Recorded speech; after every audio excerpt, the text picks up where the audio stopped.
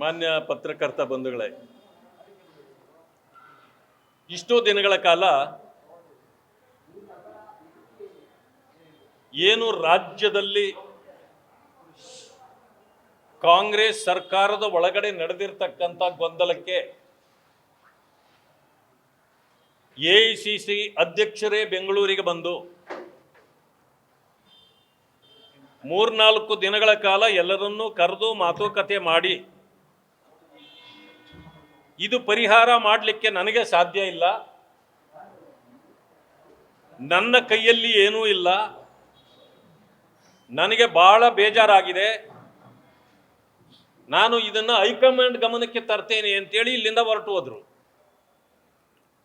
ಆವತ್ತಿನಿಂದ ಎಐಸಿಸಿನೇ ಅಧ್ಯಕ್ಷರೇ ಹೈಕಮಾಂಡ್ ಇರುವಾಗ ಇವ್ರು ಯಾಕೆ ಈ ರೀತಿಯ ಮಾತಾಡಿ ಹೋದ್ರು ಅಂತೇಳಿ ಇಡೀ ರಾಜ್ಯದ ಜನರಿಗೆ ಒಂದು ರೀತಿಯ ಕನ್ಫ್ಯೂಷನ್ ಆಗಿಬಿಟ್ಟಿತ್ತು. ಈಗ ಆ ಕನ್ಫ್ಯೂಷನ್ ಏನು ಅನ್ನೋದು ಕ್ಲಿಯರ್ ಆಗೋಯ್ತು. ಯಾರು ಹೈಕಮಾಂಡ್ ಅಂತಂದ್ರೆ ಮಾನ್ಯ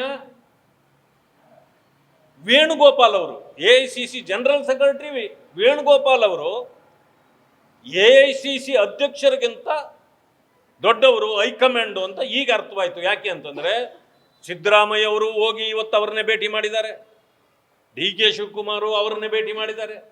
ಅಂದಮೇಲೆ ಎಐಸಿಸಿ ಅಧ್ಯಕ್ಷರಾಗಿರ್ತಕ್ಕಂಥ ಮಲ್ಲಿಕಾರ್ಜುನ್ ಖರ್ಗೆ ಅವರಿಗೂ ಕೂಡ ವೇಣುಗೋಪಾಲ್ ಅವರು ಇವತ್ತು ಹೈಕಮಾಂಡ್ ಅನ್ನೋದು ಜನರಿಗೆ ಅರ್ಥ ಆಯ್ತು. ಅಂದ್ರೆ ಕಾಂಗ್ರೆಸ್ನ ಪರಿಸ್ಥಿತಿ ಎಲ್ಲಿಗೆ ಬಂದಿದೆ ಅಂತ ಗೊತ್ತಾಯ್ತಾ ಇಲ್ಲ. ಈಗ ಯಾವುದೋ ಒಬ್ಬ ವ್ಯಕ್ತಿಯ ಕೈಯಲ್ಲಿ ಇವತ್ತು ಹೈಕಮಾಂಡ್ ಅನ್ನೋದಿದೆ ಪವರ್. ಯಾಕೆ? ಈ ದೇಶವನ್ನು ನಡೆಸಬೇಕಾಗಿರ್ತಕ್ಕಂಥ ಕಾಂಗ್ರೆಸ್ ಕೈಯಲ್ಲಿ ಇವತ್ತು ಬಂಡವಾಳ ಇಲ್ಲ. ಆ ಕಾರಣಕ್ಕೆ ಬಂಡವಾಳ ಇರ್ತಕ್ಕಂಥ ಒಂದೇ ಒಂದು ರಾಜ್ಯ ಅವರ ಕೈಯಲ್ಲಿರೋದು ಅದು ಕರ್ನಾಟಕ. ಈಗ ವೇಣುಗೋಪಾಲ್ ಅವರಲ್ಲಿ ಕುಳಿತು 2-3 ಗುಂಪುಗಳಿವೆಯಲ್ಲ ಅದನ್ನು ಕರೀತಾ ಇದ್ದಾರೆ. ಯಾವ ಗುಂಪು ಎಷ್ಟು ಬಾಳಿಕೆ ಬರುತ್ತೆ ಮೊದಲೇ ಮಾಡಿ. ಮೊದಲು ಏನೋ ATM ಮಾಡ್ಕೊಂಡಿದ್ರಲ್ಲ, ಅವ್ರು ATM ಲೀಡರ್ ಬೇರೆ ಇದ್ರು, ಆ ಜನರಲ್ ಸೆಕ್ರೆಟರಿ ಬೇರೆ. ಈಗ ಹೈಕಮಾಂಡ್ ಜನರಲ್ ಸೆಕ್ರೆಟರಿ ಇವರು ಈಗ ಆಯ್ತು, ನೀವು ಬಂದಿದ್ದೀರಲ್ಲ ಎಷ್ಟಕ್ಕೆ ನೀವು ಬಾಳ್ತೀರಿ, ಮತ್ತೆ ನೀವು ಬಂದಿದ್ದೀರಲ್ಲ ನೀವು ಎಷ್ಟಕ್ಕೆ ಬಾಳ್ತೀರಿ ಎಂದು ಇಬ್ಬರನ್ನು ತೂಕ ಮಾಡೋ ಸ್ಥಿತಿಗೆ ಬಂದಿದೆ. ಅದರಿಂದಾಗಿ ರಾಜ್ಯದ ಹಿತವನ್ನ ಮರೆತು ಸರ್ಕಾರ ಉಳಿಸ್ಕೊಳ್ಬೇಕು, ಅಧಿಕಾರ ಉಳಿಸ್ಕೊಳ್ಬೇಕು, ಚೇರ್ನಲ್ಲಿ ಇರಬೇಕು ಅನ್ನೋ ಕಾರಣಕ್ಕೆ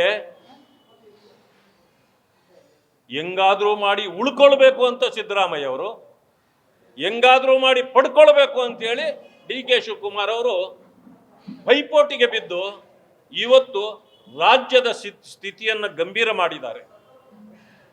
ಜೊತೆಗೆ ಅನೇಕ ಸಮಸ್ಯೆಗಳಿವೆ ರಾಜ್ಯದಲ್ಲಿ. ರೈತರ ಸಮಸ್ಯೆ ಕೇಳುವವರಿಲ್ಲ, ದಲಿತರ ಬಗ್ಗೆ ಚಿಂತೆ ಇಲ್ಲ. ದಲಿತರನ್ನಂತೂ ಅವರಿಗೆ 3 ಕಾಸು ಸಿಗದಂತೆ ಈ ಸರ್ಕಾರ ಬಂದ ದಿವಸದಿಂದ ಭಾಷಣ ಮಾಡ್ತಾರೆ ಹೊರತು ದಲಿತರ ಯೋಗಕ್ಷೇಮವನ್ನು ವಿಚಾರಿಸಿದವರು ಒಬ್ಬರು ಇಲ್ಲ.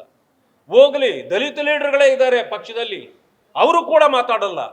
ಯಾಕೆಂತಂದ್ರೆ ಅವ್ರಿಗೆ ಕಾಂಗ್ರೆಸ್ ಉಳಿಯೋದು ಮುಖ್ಯವೇ ಹೊರತು ಅವರ ಸಮುದಾಯ ಉಳಿಯುವಂಥದ್ದು ಮುಖ್ಯ ಅಲ್ಲ.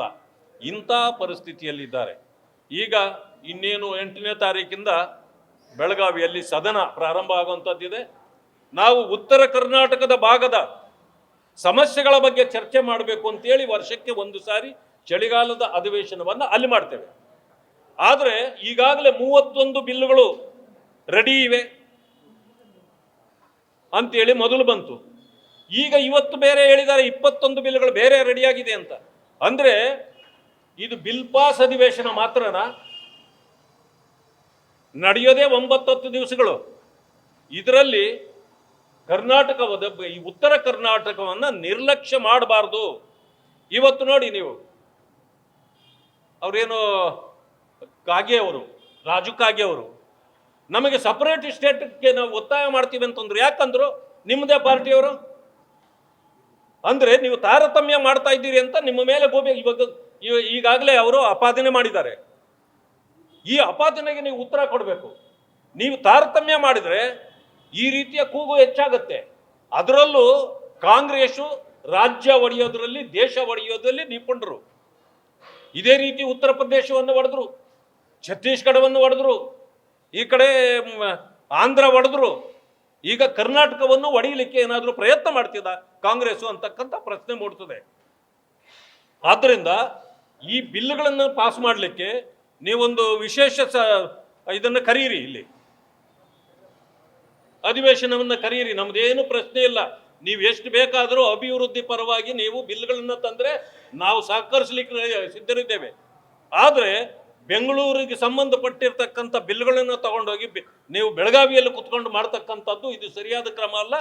ಇದರಿಂದ ತಾರತಮ್ಯ ಮಾಡ್ತೀರಿ ಅಂತಲೇ ಅವರಿಗೆ ಅರ್ಥ ಆಗತ್ತೆ. ಆಗ ಈ ರೀತಿಯ ಕ್ಲಾಶು ಯಾವಾಗಲೂ ಆಗ್ತಾ ಇರ್ತದೆ. ಅದಕ್ಕೆ ಅವಕಾಶ ಕೊಡಬಾರ್ದು. ಮಾನ್ಯ ಎಚ್.ಕೆ. ಪಾಟೀಲ್ರು, ನಾನು ಏನು ಅಂದ್ಕೊಂಡಿದ್ದೆ, ಅವರು ಅದೇ ಭಾಗದ ನಾಯಕರಾಗಿ ಉತ್ತರ ಕರ್ನಾಟಕದ ಸಮಸ್ಯೆಗಳ ಬಗ್ಗೆ ಚರ್ಚೆ ಮಾಡೋಣ ಅಂತಂದ್ರೆ ಕಾನೂನು ಮಂತ್ರಿಗಳಾಗಿ ಅವರೇ ಉತ್ತರ ಕರ್ನಾಟಕಕ್ಕೆ ಅನ್ಯಾಯ ಆಗೋದನ್ನು ಮಾಡ್ತಾ ಇದ್ದಾರೆ, ತಾರತಮ್ಯಗಳನ್ನು ಮಾಡ್ತಿದ್ದಾರೆ. ಯಾಕೆ ಅವರ ಮನಸ್ಸಿನಲ್ಲಿ ಈ ರೀತಿ ಬಂದಿದೆ? ನನಗೆ ಅನಿಸ್ತದೆ, ಇವತ್ತು ಉತ್ತರ ಕರ್ನಾಟಕ ಹಿಂದುಳಿದಿರಲಿಕ್ಕೆ, ಉತ್ತರ ಕರ್ನಾಟಕ ಈ ರೀತಿ ತಾರತಮ್ಯ ಆಗಲಿಕ್ಕೆ ಉತ್ತರ ಕರ್ನಾಟಕದ ನಾಯಕರೇ ಜವಾಬ್ದಾರರು. ಅದನ್ನು ಅವರು ಯೋಚನೆ ಮಾಡಬೇಕು.